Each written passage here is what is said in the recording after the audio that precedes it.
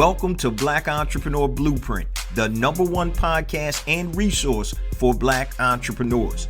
I'm your host, Jay Jones, and Black Entrepreneur Blueprint was created specifically to educate and inspire Black entrepreneurs to launch, build, and grow successful, sustainable businesses.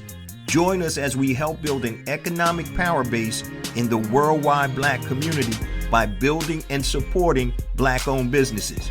If you're currently an entrepreneur or want to be an entrepreneur, you're invited to join us each and every week here at Black Entrepreneur Blueprint.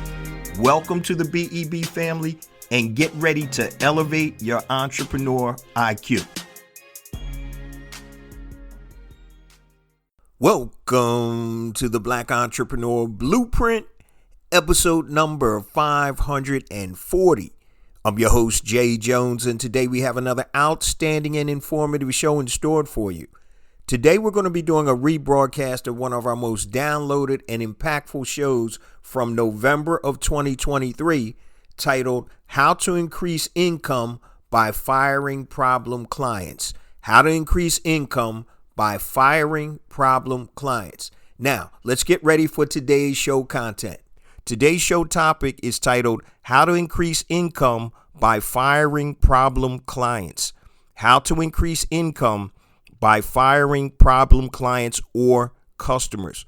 You know, many entrepreneurs are so hungry for business that they cost themselves income by working with problem clients or clients that don't fit their profile and cause more problems than they're worth.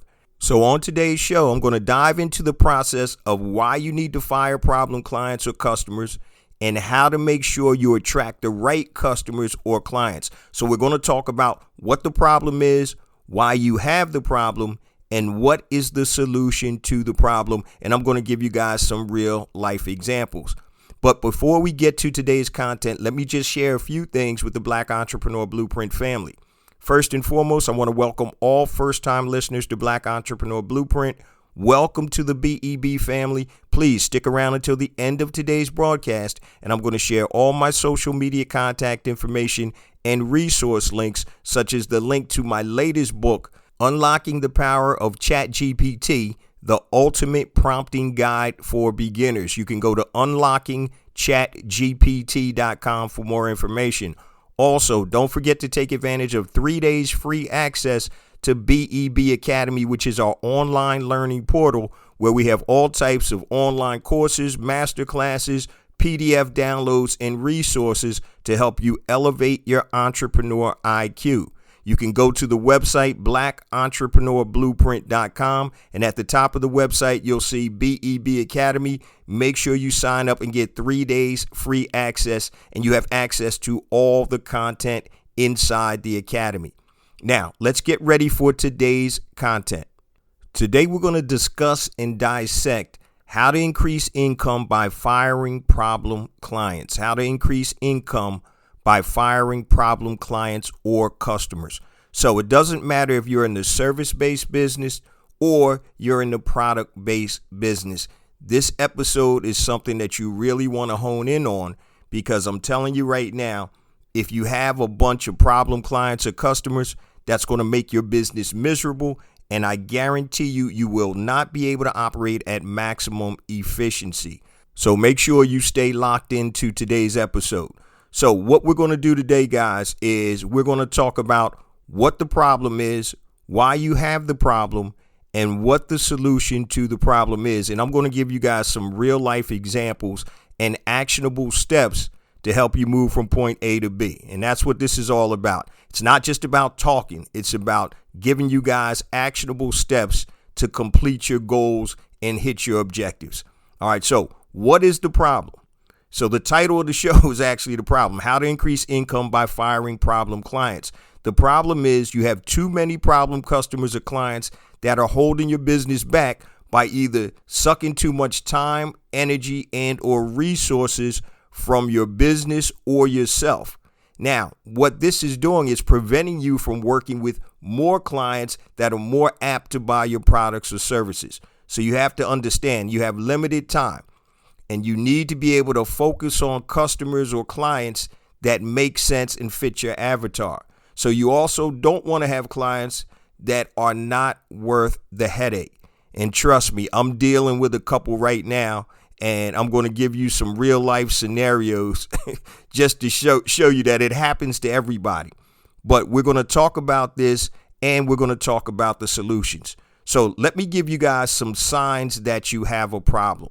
All right. So when that client or customer calls or contacts you, you don't want to talk to them or respond to them. That's number one. That's the biggest red flag that you're going to get. You see that phone number pop up on your phone, you're like, oh my goodness, I don't feel like talking to this joker right here. Or you get an email that you need a response from. So the signs that you have this problem in terms of bad customers or bad clients is, number one, when the client or customer calls or contacts you and you don't want to take that call or even deal with that customer. Another sign you have a problem, is the client and customer always has a problem with something and is never satisfied.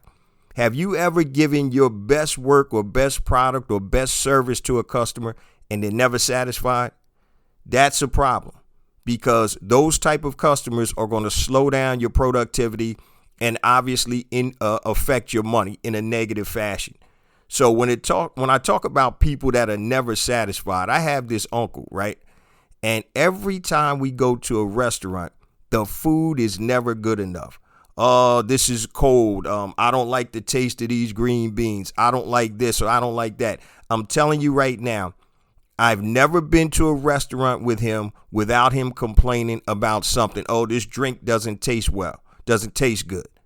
And it's funny, having worked in restaurants years ago when I was in college, I know what happens when you send that plate back a couple of times, right? You sending the plate back. Man, I've seen and been in restaurants and kitchens where people would drop steaks on the floor. They throw them back on the grill, I guess, to burn off the germs and throw them back on the plate. I've seen people do other things to food to annoying customers that were never satisfied, and it's crazy. But yeah, I got an uncle. Every time we go to a restaurant, there's a complaint about something. And it's not once in a while. I don't care if it's a 5-star, Michelin 5-star restaurant or whatever. There's always a complaint. So these are some of the signs that you have a problem. Your client or customer always has a problem with something and is never satisfied. Another red flag or another sign is that the work that you do for your client or customer is not worth the time or aggravation. It's not worth your time or aggravation. If you're not making enough money to compensate for that time and aggravation, you need to get rid of that customer, because inevitably what they're going to do is they're going to slow you down, and you're missing out working with more ideal customers while you're dealing or messing around with some of these nuts. Okay. So these are some of the signs that you have that problem. And we're talking about how to increase income by firing problem clients or problem customers. Now, let me tell you why you have that problem. And this is something I want you guys to pay attention to. The reason that you have this problem, there's several reasons. The first reason is you don't have enough of the right prospects, so you're working with anybody. You don't have enough of the right prospects, so you're going to work with anybody. You're actually desperate. Okay. I'm not going to be able to generate revenues. I know this customer is a pain in the butt. They're not my ideal customer, but guess what? I don't have any other customers, so I'm going to work with this customer anyway. And short term, I get it. It's a solution, but long term, that's going to stop you from scaling your business. Okay. Now, speaking of another example, when I had my first mortgage company years ago, and I'm back in the game now, so I got a couple of stories of what's going on now. But when I had my first mortgage company, I hired one of my good friends, one of my best friend's brother, who's actually a good friend of mine also. And, we taught him the business, gave him the opportunity to earn more money than he ever did before. And the problem was he used to walk around the office and he'd be holding like these 2 files in his hand. It's like files that he was trying to work on and trying to close.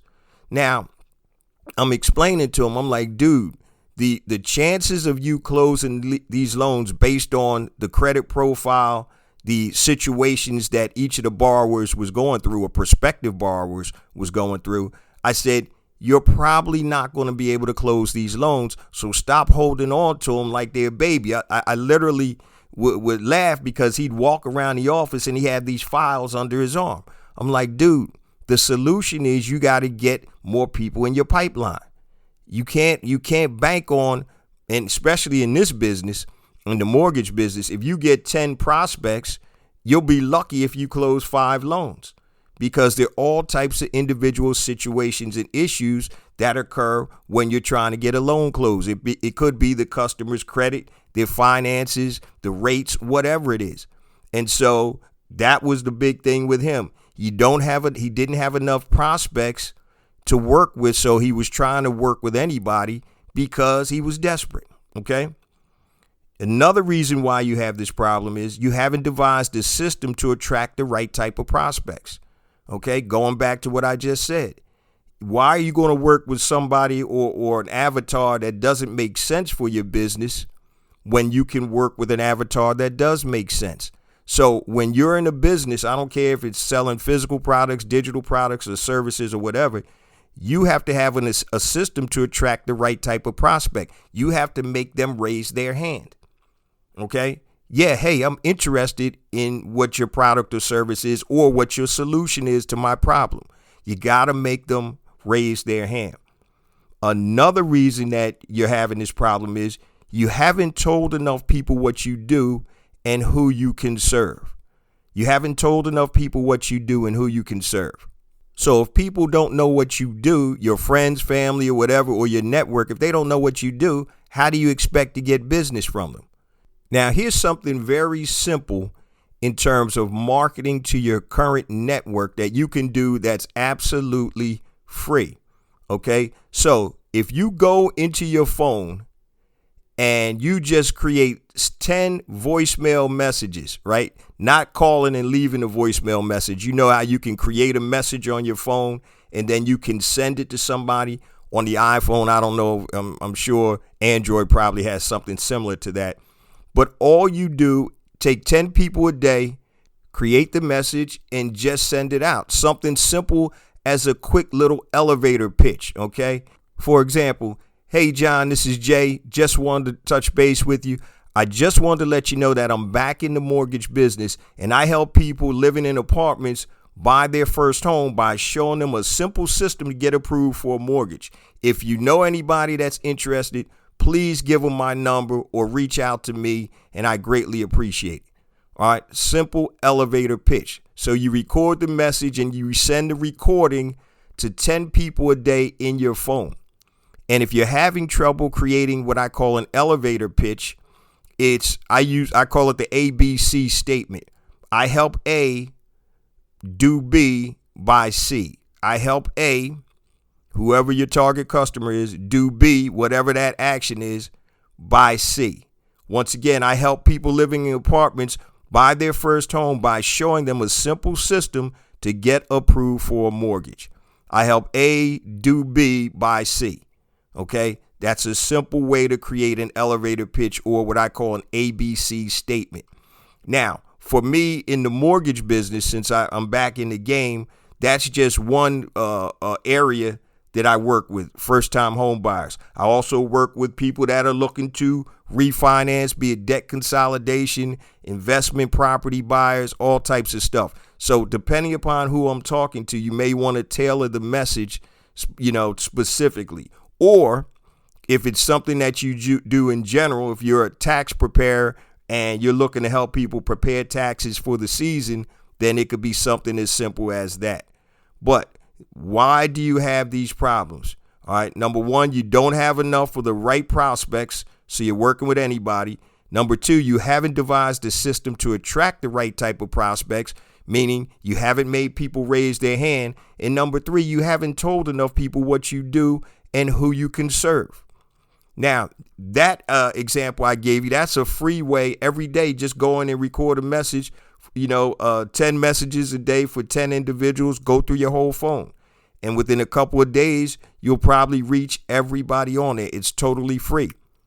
Another way to get your message out, and you haven't told people what you do, obviously, is advertising. So, or marketing. It could be paid, Instagram, Facebook, whatever. Or It could be something if you have your own platform, like a podcast, blog, or whatever, then newsletter, you can get the information out that way. So what's the old saying? A closed mouth doesn't get fed.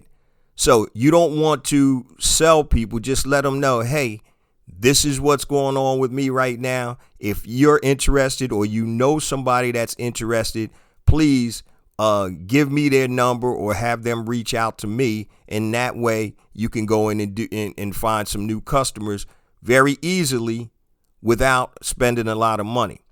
Once again, I'm sure most people probably have at least 100 people in their phone, right?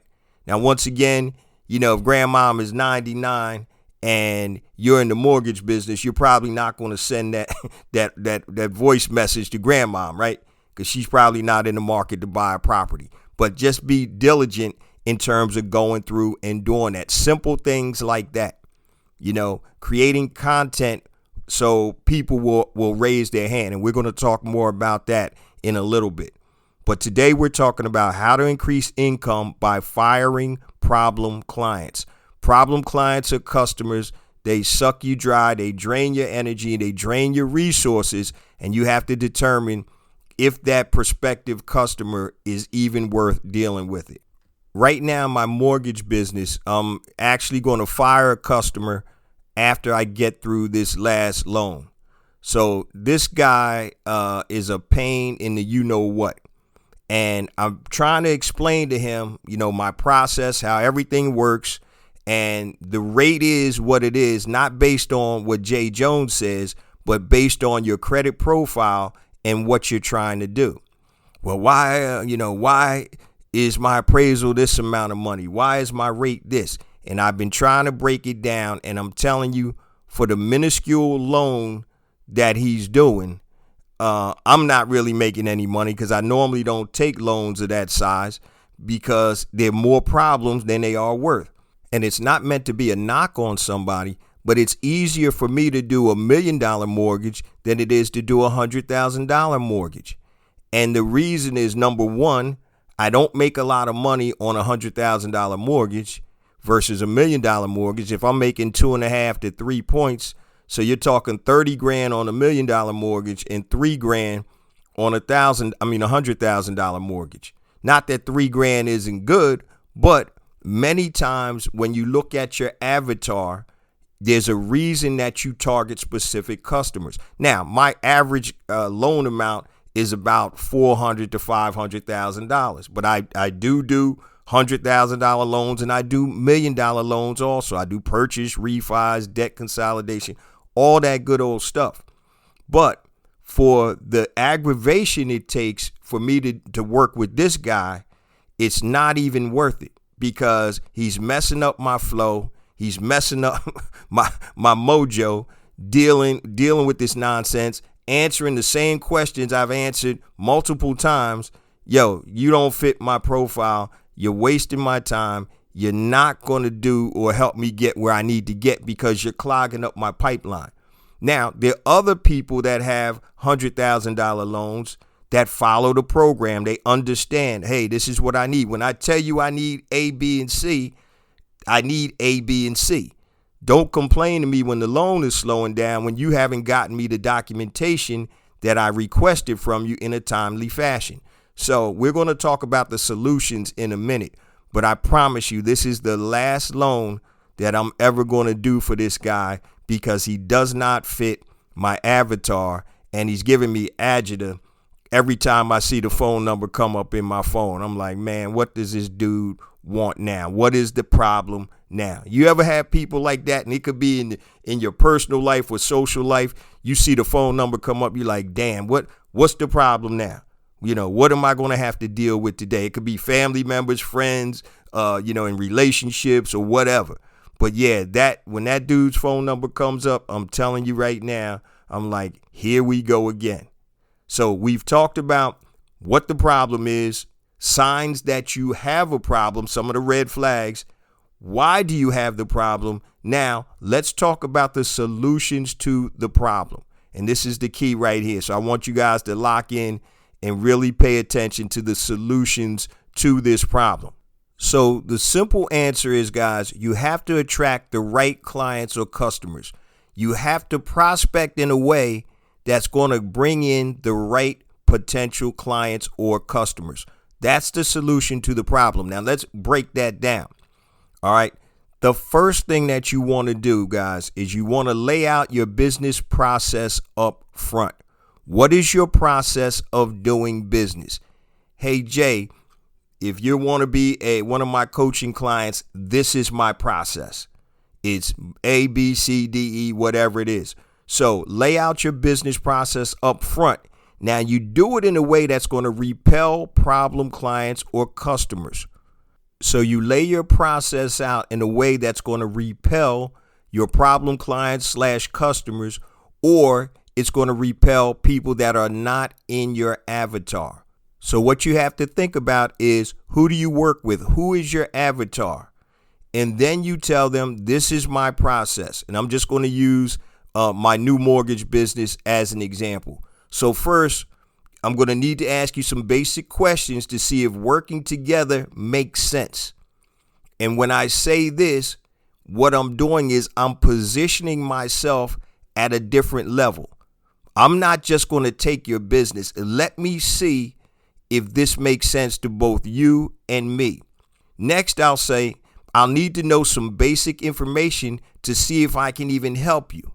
Now, once that's determined, here's what to expect. So I'm going to need to grab some basic information. What's the scenario? Are you looking to purchase? Are you looking to refi with cash out? Is it debt consolidation? Whatever. And then I go through those questions, and basically what I'm doing is I'm qualifying them.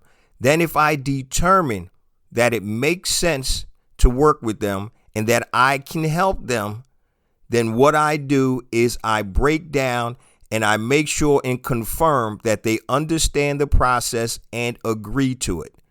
I confirm that they understand the process and agree to it. Okay, Mr. Brown, this is how the process works. Now I'm going to take down a full mortgage application to help you purchase your first home or whatever the scenario is. Now, I need you to understand several things. Number one, I need you to talk to me like I'm your attorney. There should be no stones unturned. And when I ask you questions, I need the correct answer, because I need to present your loan in a manner that's going to be acceptable to the lenders, to the banks. Okay. Now, during this process, there are going to be several things that I'm going to ask of you. Number one, when I ask you for specific documents, I need you to return those documents in a timely fashion. If you don't return the documents in a timely fashion, then the whole process gets slowed down and muddled. Also, I need you to understand, when I ask you for specific documents, I need the specific documents. So when I ask you for a bank statement, I don't need the actual transaction record. I need a PDF printout of your actual bank statement with all the pages. Now, I'm just using this as an example. This is one of the things that I say. So I want you to understand that this is the process, and are you comfortable with that process? And I get them to tell me yes. So whatever your process is, you go through the process with them, let them know what it is, and ask if they confirm and understand the process.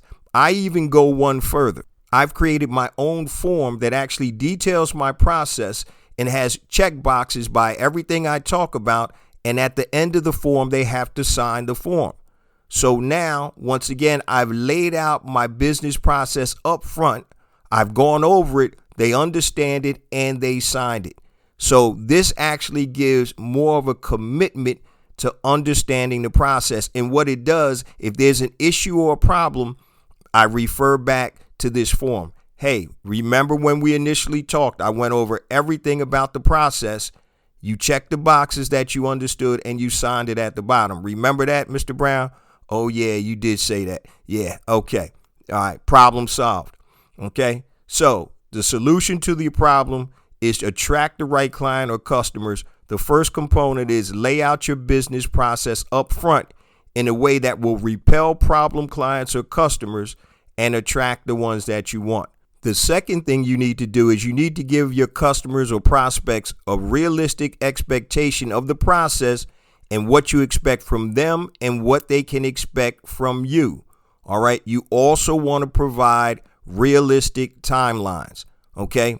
What do I expect from you, customer? I expect you to be prompt in terms of getting me that documentation. And on my part, I'm going to make sure that I'm going to keep you abreast of the loan process as we move forward. And I'll keep you informed of anything that needs to be taken care of or whatever it is. So even if you're selling physical products, right? Give them realistic expectations of the process.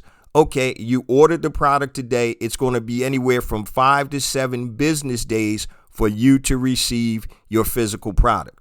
You know, most people, if they order on Amazon, they'll have the product even the same day, next day, or at the latest 2 days, unless it says something. So you need to give them realistic expectations and also timelines. So when I'm talking about a new mortgage purchase, I usually have a timeline of 30 days. Now, I can get it done faster if the client is working with me and providing the documentation and the things I need in a timely fashion. So if it's a cooperative type of situation, you can only move as fast as the other party allows you to. So right now, we're talking about how to increase income by firing problem clients. And we're talking about solutions to the problem, which is really attracting the right client or customers. Number one, you want to lay out your business process up front in a way that's going to repel problem clients or people that don't fit your avatar. Number two, I'm talking about now, give them realistic expectations of the process and what you expect from them and what they can expect from you. Number three, this is big, guys. You want to identify the true value of a client or customer and decide if the client meets or exceeds your revenue standards. Identify the true value of a client or customer and decide if the client meets or exceeds your revenue standards. All right. So you're in business to make money, right? I get it. Sometimes you do things to help people out, and there's nothing wrong with that. But the bottom line is to make money. So does this customer or prospect, do they meet or exceed your revenue standards? So I gave you the example before, right? In terms of my loan amounts, okay? And the revenue on small loans. Certain loans, because of regulations, you can only make X amount of dollars. So if I'm doing an $80,000 cash out refinance and I'm making 2 points on that, that's $1,600, right? Now, if it's a simple, clean deal, I'll do it.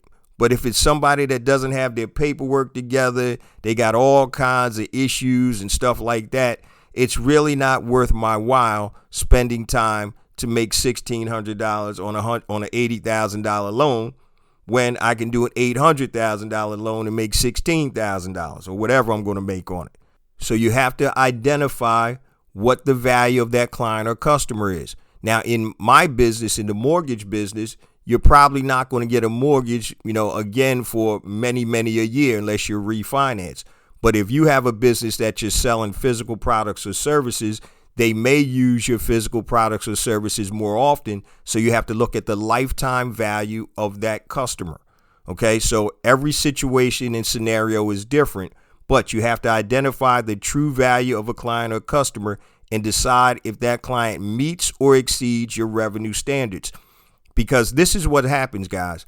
When you start doing all these deals and then you start looking at your real net profit per sale or per unit or per service, whatever you're doing, and you really start to understand that, damn, I'm only making $300 on the deal, and that's all I'm doing, versus making, $1,000 on the deal, and I can do fewer deals and be more profitable, or I can do a lot of small deals and have more problems.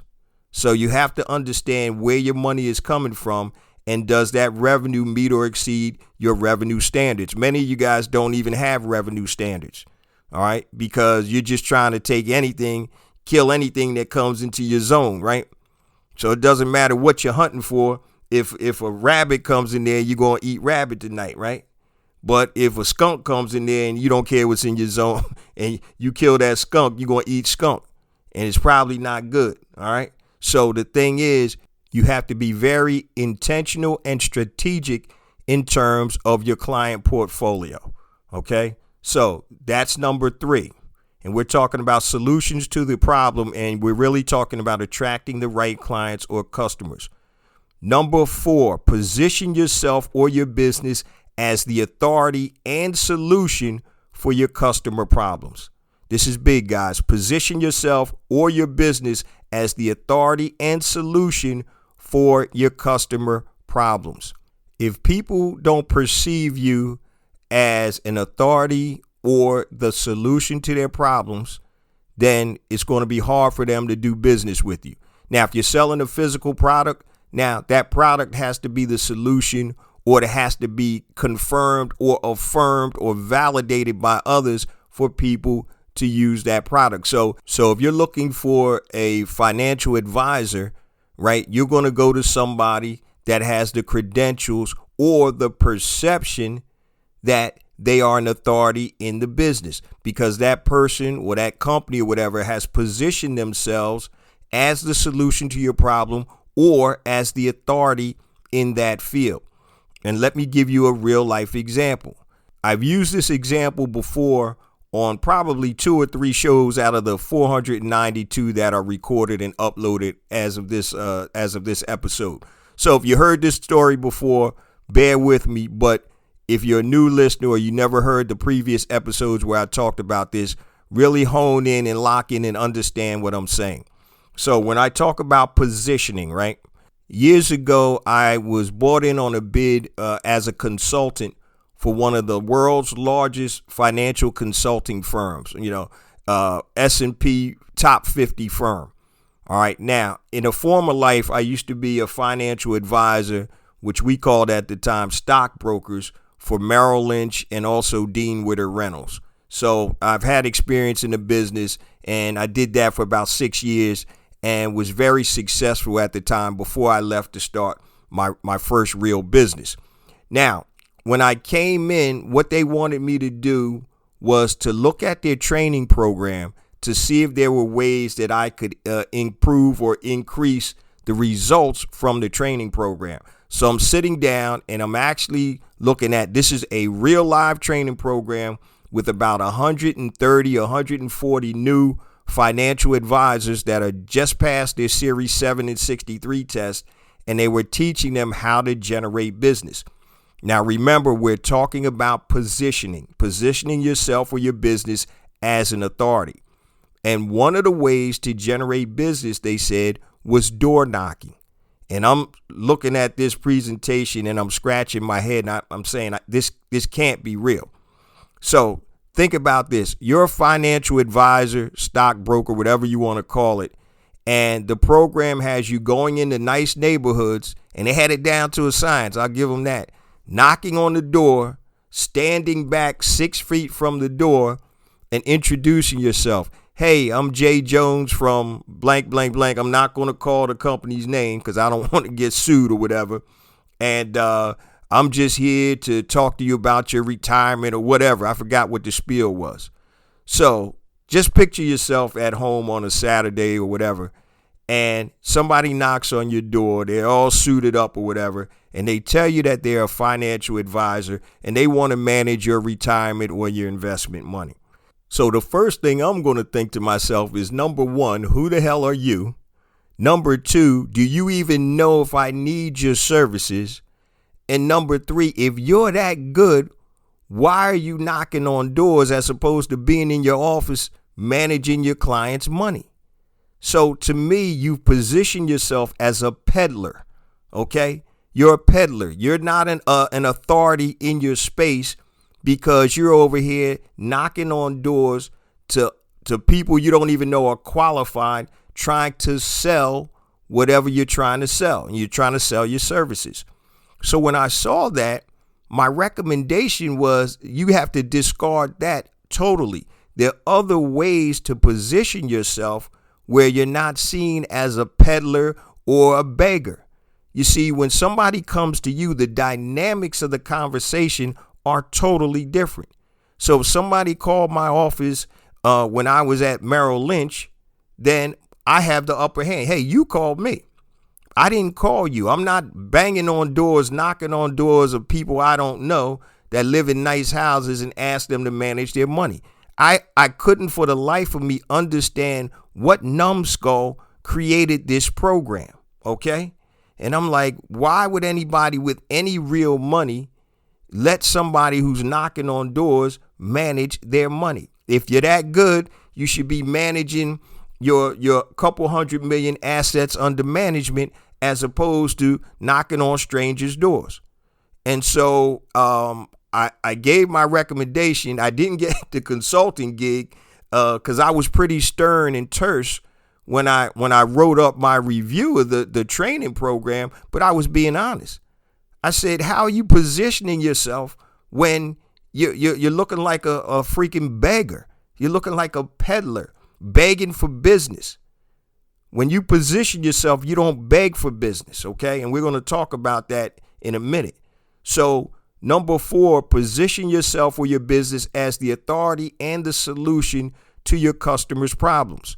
So if this guy's out here knocking on random doors, do I have the faith that this guy is going to be able to manage my money?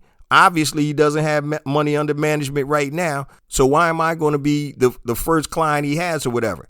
Now, if they market it to me in a different way, that's something different. So say, for example, that this new financial advisor was holding a seminar on retirement.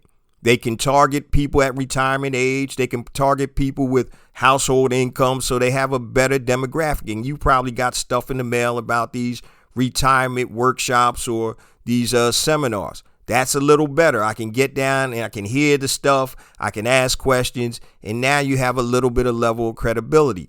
Also, that you can market online. You could send me or direct mail, or you can send articles that, I was interviewed in the Wall Street Journal, things to build credibility and positioning, not knocking on random doors for people who you don't even know if they need your product and or service or want your product or service. Okay. And what we're talking about now, solutions to the problem, attracting the right clients or customers. Number 1, lay out your business process up front. Number 2, give them realistic expectations. Number 3, identify the true value of a client or customer and decide if they meet or exceed your revenue standards. Number 4, I just went through, position yourself or your business as the authority and solution to your customers' problems. Number 5, last and definitely not least, create a sales system to weed out bad prospects and attract good prospects. Okay. A system. All right, guys. This is what I talk about all the time. So you want to create a system that works when you're not working. So a system can be something as simple as a landing page with a video, and then you have a follow-up process or a call to action. So just to give you an example, if I'm looking to attract first-time home buyers, I can put up on YouTube or create a webinar, first-time home buyers workshop or seminar, how to get approved for your first mortgage. I can go through, tell them the what, the why, and the how. And if you need help, then reach out to me for my free consultation, whatever it is. Okay. So create a sales system to weed out bad prospects and attract good prospects. And when you do this, you tell them what your ideal or good prospect is. You tell them up front who this webinar is for and who this is not for. Okay, so in your sales system, hey, if you're living in an apartment or living at home and you dreamt about buying your first house, this webinar is for you if you have a steady monthly income, you're gainfully employed, and you have decent credit. Join us for this 45-minute webinar, and we're going to teach you how to get mortgage ready. Now, if you don't have all those qualifications, don't worry. You can still grab the free book, How to Get Mortgage Ready. And we're going to talk about employment, credit, and how banks determine who gets a mortgage and who doesn't. Put your name, email address in and download the free book. Or if you're qualified, we'll see you on the webinar. So that's just an example of a simple sales system with people that I would direct to a webinar if they're qualified. If they're not qualified, here, go get the book and learn what you need to do to get ready to get a mortgage. And this way, I'm still capturing names either way. So the people that aren't ready yet, I'll still be able to put them into my sales system, funnel, whatever you want to call it, and continue to market to them, and then be able to bring them up to a point where they're ready to get their first mortgage. And that's an example, okay? So what you want to do, guys, you want to sift and sort, not sell. Sift and sort, not sell. You want to sift through, right? You want to, once again, who's this for? Who's this not for? So that's how you're sifting and you're sorting. Then the people who this is for, some people may be ready to buy right now. Other people may be ready to buy 6 months from now or a year from now. That's your sorting. Sift and sort. You are not selling. All right. So you don't want to come on the webinar and do this, and call me ASAP, blah, blah, blah. You need to qualify people first. Okay. What do they say? Selling is repelling. Here's another key too in terms of sifting and sorting. You want to give your prospective customer something to do to get to the information that they need. Once again, put in their name and email address, things like that, okay? So let me give you a real life example with that. So you want them really to raise their hand and show that they're truly interested in your product or service or your solution. So years ago, I used to own an ADT security system dealership, right? And when I first got in the game, they'll teach you their sales system and all of that. And I was interviewing people, doing group interviews. And then the people that I liked, hey, I call them back and see if they were interested in the position, which was a commission-only position. So every security system that they gave away for free, they got like $350, okay, straight up. So it was a 1099 position. And I was having problems finding qualified sales reps. And so I hired a brother as a sales manager that used to work for one of the top ADT dealers in the Maryland and Virginia area. He was like, brother, you're doing this all wrong, man. Let me show you how these big wigs are holding their interviews and how they're getting top people without a lot of energy and resources wasted. I'm calling back the 20 people that came into the actual group interview, and I'm not getting good response. So this is what he said the successful alarm dealers were doing. They would do the group interviews. After the group interview, they would say, if you're interested in moving forward with this position, I need you to call me tomorrow between 1 p.m. and 2 p.m. Okay? I need you, that person that was in the interview, to call me between 1 p.m. and 2 p.m. if you're interested. So what was I doing? Sifting and sorting. So as opposed to me calling each one of those 20 people trying to see what they thought, the people that were truly interested called me between 1 and 2 o'clock that next day. So now I set up a system where I got the wheels rolling. I was doing interviews, group interviews, like twice a week, like Monday morning and Thursday morning, or Monday morning and Thursday afternoon. And the people that were interested in moving forward on this commission sales job, they would call me the next day and they showed me they were interested and they raised their hand. Once again, when they do that, the dynamics of the conversation change. I'm not calling John Brown saying, hey, John, you were at the interview, the group interview yesterday. What did you think? We'd love to have you on board. I'm not wasting that conversation with John Brown because John Brown may not want the position. I'm having meaningful conversations with people that raised their hand. So Sally Brown called back at 1:30 the next day, and she said, hey, Mr. Jones, I'm interested in the opportunity. Now I'm talking, and it's making sense. Sifting and sorting, not selling. Remember, selling is repelling. Before we get to the last segment of the show, let me give you guys my social media contact information and resource links. Now, I'm going to keep it super simple. Everything I'm going to tell you is on the website, blackentrepreneurBlueprint.com. So I mentioned at the top of the show, my new book is out, Unlocking the Power of ChatGPT, the ultimate prompting guide for beginners. Go to unlockingchatgpt.com. Also, I mentioned BEB Academy. You can go to the front page of the website, blackentrepreneurblueprint.com, and see BEB Academy. Click the link for more information. My other 2 pound for pound programs are up there too. Brand Builder Academy Elite. If you're trying to build a successful, sustainable e-commerce business, click the link there at the top of the website. Also, Pinpoint and Monetize Your Genius. Your genius is the intersection between your passion and your talent. The problem is most people don't know how to monetize it. Pound for pound, my best program.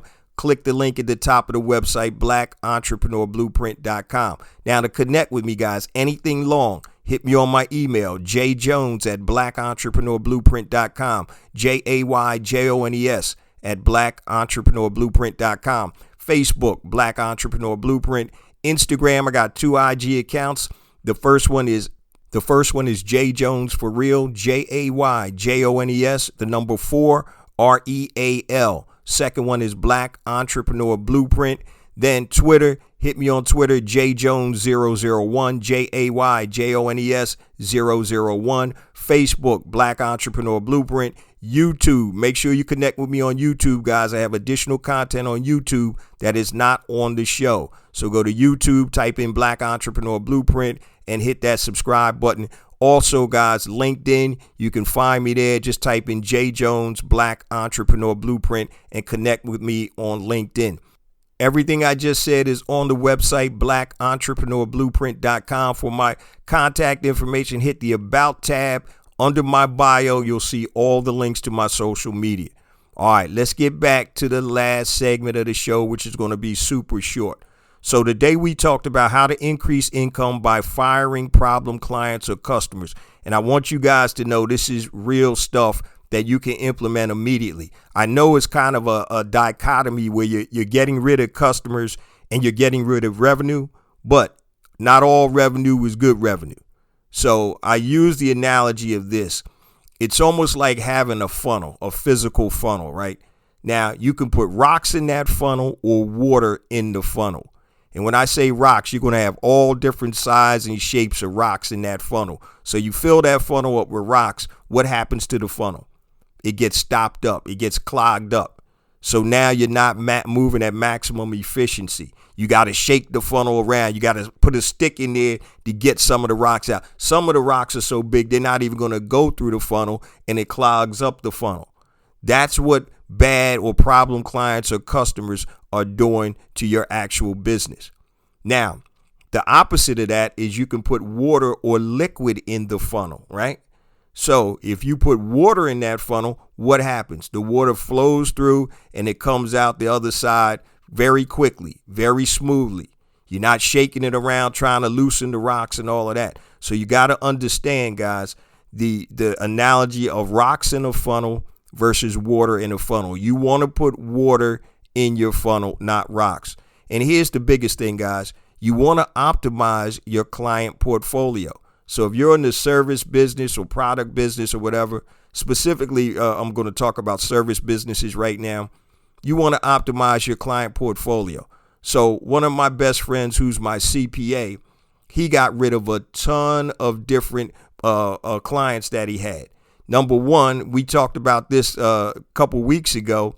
You know, if you want a $200 tax return, then I was telling one of my buddies, I said, my guy isn't your guy, right? He specializes with entrepreneurs and harder tax returns or multiple tax returns. So like I have 3 LLCs in addition to my personal taxes. So my tax returns cost a couple of $1,000s. And I don't mind that because I know they're on point. Now, if you work in corporate America and you get a W-2, there's no reason to pay, $1,000 for a tax return when you can do it yourself. And so what he found was he was having a lot of clients, number one, that weren't paying him, in a timely fashion, even though they may be corporate clients or bigger clients. And also he had other clients that really didn't fit his avatar or profile. So he actually got rid of over 35% of his clients, and he's not making quite as much money. But he said business is flowing a lot, which is allowing him to be able to go out and get more clients. So here's what you can do, guys. If you have an optimized client portfolio now, you want to reach out to those clients you have, customers you have, and find out if they have any friends or associates that are like them. Because if you build your portfolio of clients with a bunch of rocks and you're getting referrals from them, you're going to keep getting rocks, right? But if you build your client portfolio where it's optimized and your clients are like water, and you reach out to those current clients, you're going to get more clients that are like water. And so you want to get the rocks out of your funnel, and you want to pare down and focus on your avatar or avatars. There may be multiple. So in my business, in my mortgage business, there are multiple avatars: first-time home buyers, investors, people buying investment properties, also debt consolidation, refi, cash out, all types of stuff like that. So I have different avatars, and I have different messages when I do my marketing for those different avatars. So I'm not going to talk about investment properties to somebody that's a first-time home buyer, right? They don't even own their own home first. So your messaging has to be multiple faceted to connect with each of your avatars.